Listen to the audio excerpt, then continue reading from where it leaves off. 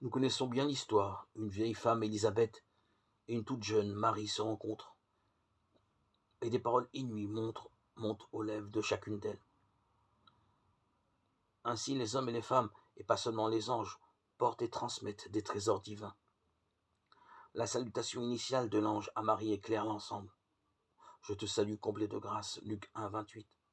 En grec, ce terme dit une plénitude qu'aucune autre langue ne peut rendre. Marie a été et demeure pour toujours comblée de grâce par Dieu. On comprend mieux la suivante du verset, le Seigneur est avec toi.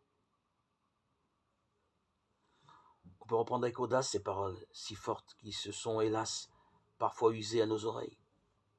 Et il nous faut relire la suite du texte de l'Annonciation.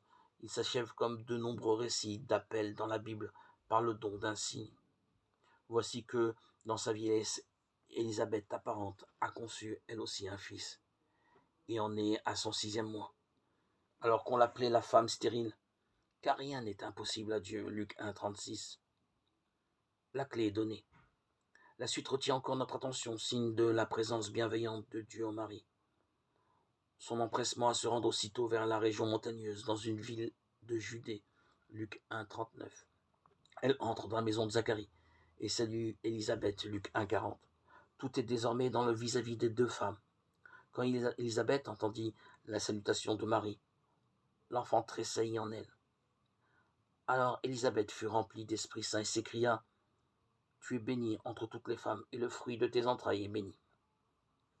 D'où m'est-il donné que la mère de mon Seigneur vienne jusqu'à moi ? Luc 1, 41, 42.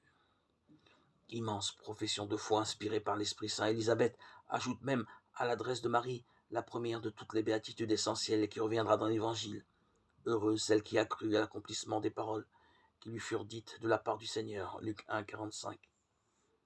Entre les deux femmes, comme au cœur de toutes nos rencontres, est présent l'Esprit Saint, qui peut faire éclore des paroles uniques. Elles sont au sens fort paroles d'évangile. Élisabeth et Marie nous montrent le chemin de toutes nos rencontres, qui peuvent laisser éclore de façon simple et profondément naturelle une louange unique au Seigneur.